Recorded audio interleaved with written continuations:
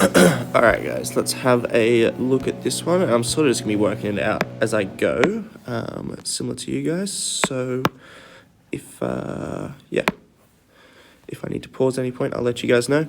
For the first ones, we've got to go the number of shaded squares to unshaded squares. So I've got 1, 2, 3, 4, 5. I've got 15 shaded squares, it looks like in this first case, to 5 that are unshaded. And, you know, if I divided both sides of that ratio by 5, I could simplify that down to 3 to 1. But 15 to 5 would answer this question. For this one here, we've got 1, 2, 3, 4, 5, 6, 7 shaded squares to 1, 2, 3, 4, 5, 6, 7, 8, 9, 10 to 13 unshaded. Okay, and that one can't be simplified. All right, cordial is mixed with water in the ratio of 80 mils of cordial to 200 mils of water, and we want the ratio of cordial to water, so that's going to be 80 is to 200, which would, you know, if you were to simplify that, dividing both sides by 10, you could end up with 8 is to 20, and then dividing both sides by 4, you could end up with 2 is to 5. All right. What fraction of the mixed drink will be cordial? Simplify your answer. Okay. So in total in this, this drink, we're going to have the 80 mils of cordial plus the 200 mils of water. So we've got 280 milliliters altogether. And so now when we're creating the fraction of the mixed drink, so I'm just going to do m.d for mixed drink, it's going to be, well, it was 80 mil out of that 280 milliliters. So that's straight away dividing top and bottom by 10, that's 8 on 28. Dividing top and bottom by 2, I get 4 on 14, which can go to 2 on 7.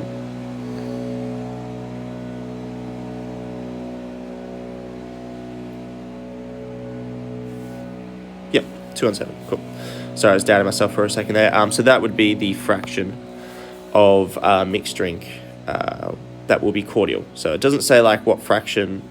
I think common mistake here would be to do fraction of like cordial out of the water, but it's the combined mixed drink, so hence why we found that total to begin with. The ratio of bikes to helmets is 7 to 4. If there are 21 bikes, how many helmets are there? So if we've got a ratio of 7 is to 4, and we've ended up with 21 is to something, right? To get from 7 to 21, I can see I've multiplied by 3. So to get from my 4 helmets to my new amount of helmets, I'm going to multiply by 3. And 4 times 3 is 12. So we'll have 12 helmets. Cool. The ratios of males to females on a train is 7 to 4. If the train is carrying 429 passengers, so that's all the males and females together, find the number of males on the train. Okay, well, we need to know how many parts we have altogether in the ratio. And so that's going to be 11. And now we want to know from those 429 passengers, like how many passengers are in each part of this ratio, so to speak. So we're going to take that 429 and break it up into the 11 pieces, right, to match the ratio. So 429 broken into 11 pieces means we got 39 passengers per piece. And for the males, we're said to have 7 in the ratio. So for the males, we're going to have 7 lots of 39. We are going to have 273 male passengers. Cool. Finding the number of females on the train, a couple ways you could do this. I'm going to be doing it by taking the 4 from the female ratio and multiplying that by 39 to get 156. And we can almost like verify our answer a bit here by doing it the other way. So if I took the 429 total, right, so the total is 429 passengers, and then I subtract the males off it, so I do 429 minus, we said we had 273 males. If I get 156, that'll sort of just confirm for me that we have done the first question right. And we do, we get 156. So doing the total minus the males, we get 156 females. By using the ratio, we get 156 females. So either way you look at it, that is or female passengers. Not females, passengers. Cool. All right. Liam, Sarah, Noah, they've invested in a small business. They've shared the profits 4 to 6 to 10.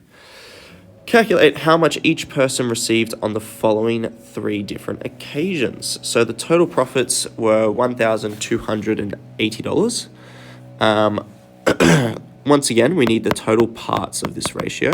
So that's going to be 4 plus 6 plus 10. That's going to be 20. And we need to break down the profits into the 20 parts. So 1,280 broken into 20 pieces. We've got $64 a piece. So for Liam, who gets a 4 in the ratio, a 4 in a ratio, we'll get 4 lots of that $64. So he's getting $256. Sarah gets 6 lots of the 64. Once again, looking back at that ratio in the question. And so 6 lots of 64 gives us 384. For Noah, we've got 10 lots of 64, which is obviously just $640. Awesome. All right. If Liam's share of the profit was $192, we're asked to find how much Sarah and Noah would have made. So if we come back to this original ratio of 4 is to 6 is to 10, for Liam, who is the first part of the ratio, he's the 4. For Liam to have got to $192, well, we need to work out essentially 4 multiplied by what equals 192, and I'm not expecting that you guys would know that. So the way we can work that out is we can do 192 divided by 4, which is 48. So that tells me that if I had have multiplied by 48, if I do 4 times 48, I'll end up at that 192. And so now if I do the same for the other guys, so if I do the same for Sarah, I do the 6 times 48, we should get $288. If we do the same for Noah, we do 10 times 48, we should get $480. Okay. And, you know, if you were finishing up what I was doing over here, I just did it here because the way the question was framed, but you could have ended up with the 288 and 480 here as such. All right. This time we want the difference between Sarah's and Noah's profits to be $360.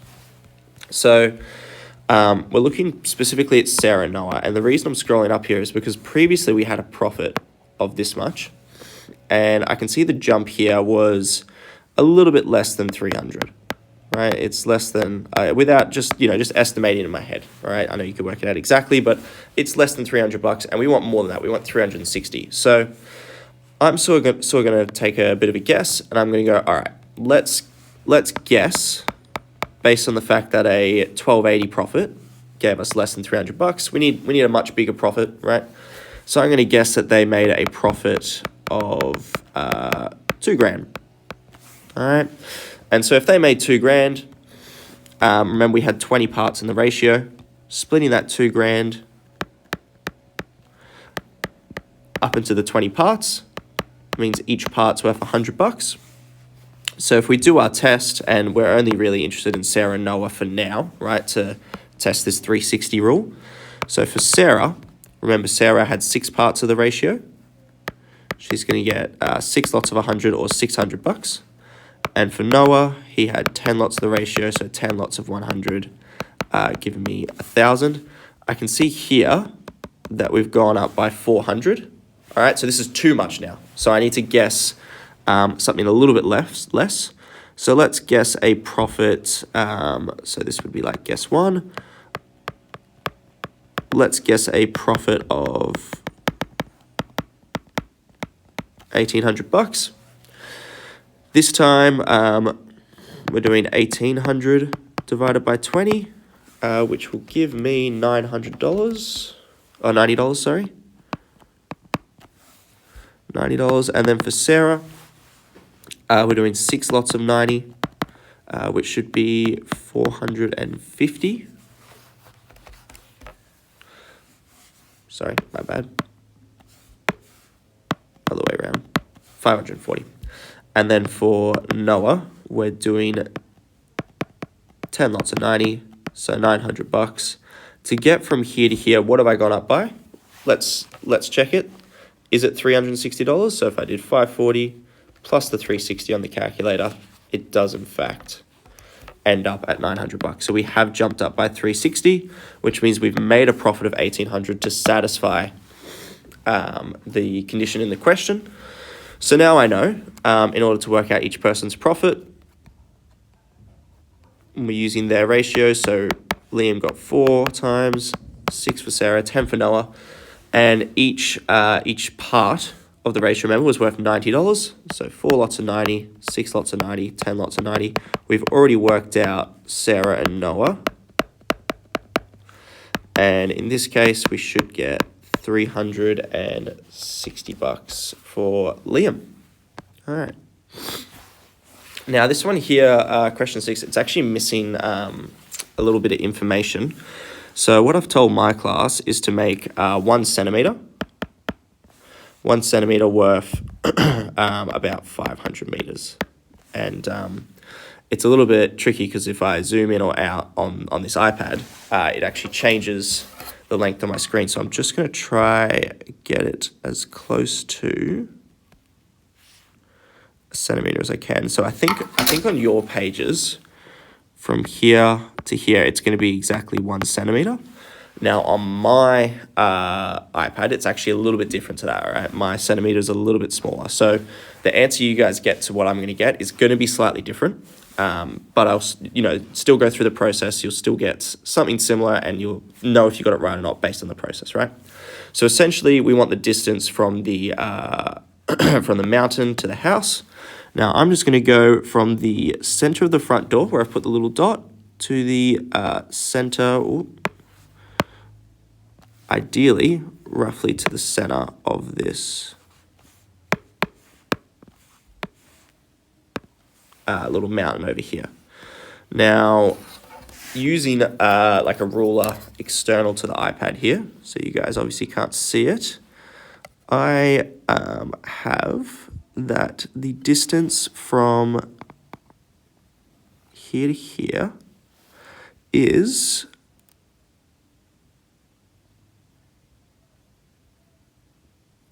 pretty much bang on 5 centimeters. Technically, it might have been like 4.98 or something like that. It was a slightly less, but for the sake of this question, I'm going to make it, we're going to round it to 5 centimeters. And so now we need to convert this to the actual distance. So essentially, I've got I could think of this as a ratio where I've got 1 centimeter is to 500 meters. And in this case, I don't have 1 centimeter, I have 5 centimeters, and I want to know, how many meters is that in real life, right? So to get from 1 to 5, I've multiplied by 5. To get from here to here, I'm also going to multiply by 5. So the 500 meters times 5 is 2,500 meters, or 2.5 kilometers. Cool. Once again, just to reiterate, you guys, depending on how much I've zoomed in or not, your answer could be a little bit different. Okay. All right, this one here, and it'll be the same for this one here, because it's another one that relies on a bit of measurement. So, a map of a town is drawn to scale. Estimate the distance between the house B and house D in kilometers by traveling along the roads. Now, I'm going to assume these like little white gaps here are roads. And our goal is to get from house B to house D. So I'm suggesting that that is going to be the distance roughly from here to here.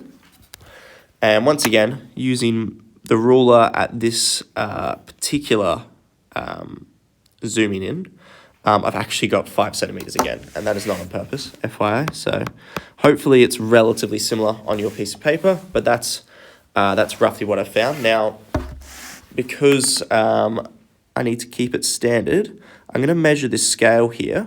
That is the distance from like here to here, because they're saying on the map it's worth 50 meters, but I need to know what it's worth on my piece of paper. So on my piece of paper, that distance is 0.5, or on my iPad, I should say, it's 0.5 centimeters. So my original ratio, so to speak, is 0.5 centimeters is to 50 meters. And if we've ended up traveling 5 centimeters to get from B to D, then I need to know, and I need to know what that is in the real world. Same process. What have I multiplied by to get from 0.5 to 5? Well, I've multiplied by 10. Okay. Doing the same over here, I would get 500 meters. And they've asked for it in kilometers. In kilometers, 500 meters is 0.5 kilometers. And if you didn't know that, then just a quick reminder that we have 1,000 meters in 1 kilometer. Okay. All right. Question 8. Isabel is buying some juice for her nephew's birthday party. She's considering a couple of offers. We want to know, how much does the apple juice cost per litre in each case? So we've got a cost, so dollars, per, so fraction, litre, dollars per litre. So if I take this as option 1 and this is option 2, for option 1, we are spending $13.76 per 3.2 litres. Now, if I put this into the calculator, all right, exactly as it's seen on the page, it tells me that I have $4.30 per litre. For option 2, same story. I've got, or similar story, I've got $6.30 per 2.1 litres. Throwing that one into the calculator. Although I suppose this one you probably don't have to. But just in case to make sure, I can see that that's exactly $3 per litre. So in this case, in case 1, to get a litre of juice, it cost me $4.30. In case 2, to get me a litre of juice, it only costs $3, right, in case 2. So when it says, oh, sorry guys, classic case, I've misread the question here. It only asked for the apple juice, so I only actually had to do this bit here for the first question. This one here where it asked for the orange juice is where I was supposed to do this bit here. That is my bad. I was beginning to answer part C where it asks, which one is the best buy. And because we're spending less money with juice number 2 to get a litre than we are with juice number 1, juice number 2, right, where we're spending 2.1 litres for $6.30 is the best buy, or it's the best value for money. Okay. All right, question 9. How many more have we got left? Oh, quite a few. Okay. Question 9. Michael and Vincent work at their local supermarket as checkout operators. Michael earns a yearly salary of $32,000. Vincent works 14 hours each fortnight at an hourly rate of $23. Who earns the most in 1 year? Well, Michael, we've got his yearly salary off the bat. We don't have to do anything with that. Vincent is doing 14 hours per fortnight. And each time he's getting, for each of those hours, he's getting $23. Okay. So let's start with how much he makes a fortnight. If he's working 14 hours per fortnight and getting paid $23 per hour, then the money he makes per fortnight is going to be equal to the 14 times 23. So 14 times 23, he's making $322 a fortnight. And then we need it in 1 year, right? And so if you don't know, guys, there's 26 fortnights in a year. So the amount of money that he's going to be making per year is going to be equal to the amount he made per fortnight, but 26 times, right? So 26 lots of that amount.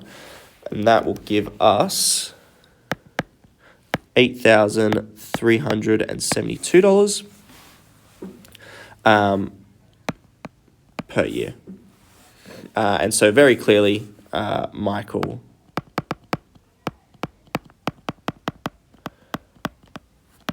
earns more. By how much more does Michael make more? By how much does Michael make more money? Well, we've got 32,000 minus 8,372.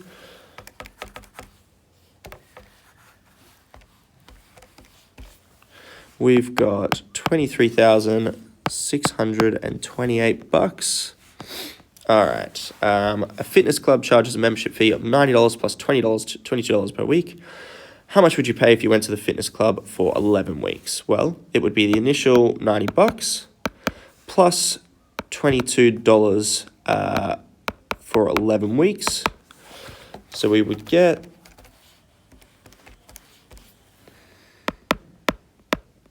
$332. What would be the total cost of attending the fitness club for a year? Well, given there's 52 weeks in a year, now,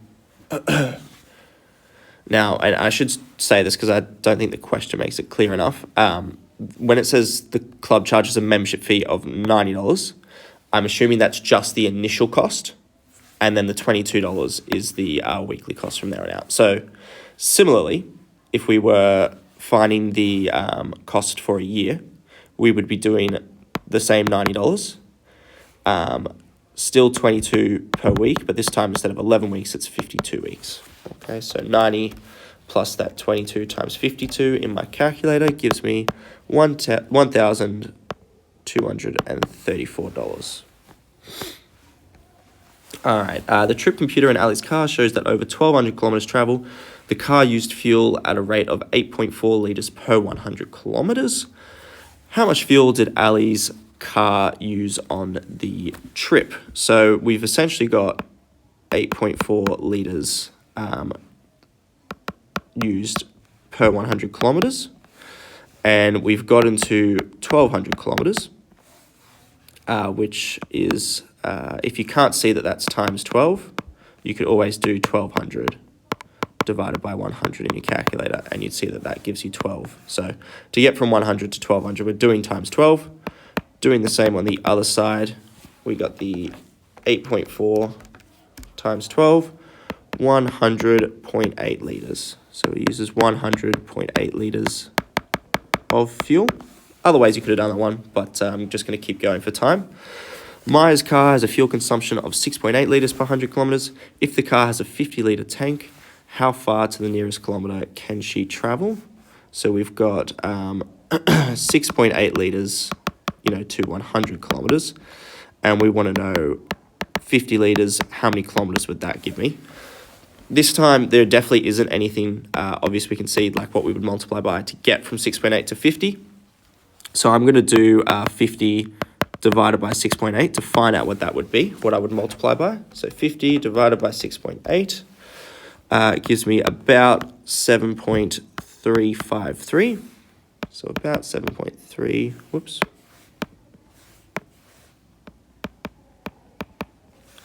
Doing the same over here, multiplying by 7.353, we're essentially doing 100 times 7.353, so we would get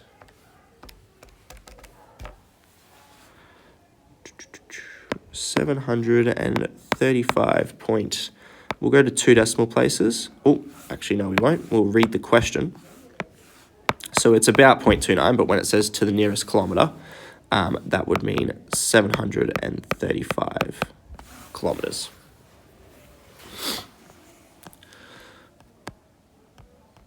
All right, how are we going? All right, last one. Awesome. Dave obtained quotes from 2 plumbers. Plumber A charges $92 for a call-out fee plus $17 per hour. Plumber B, $20 for the call-out, $35 an hour. We need to complete the table of values. Okay, so for 4 hours of work with plumber A, we would be charged $92 plus 4 lots of those 17 hours to give us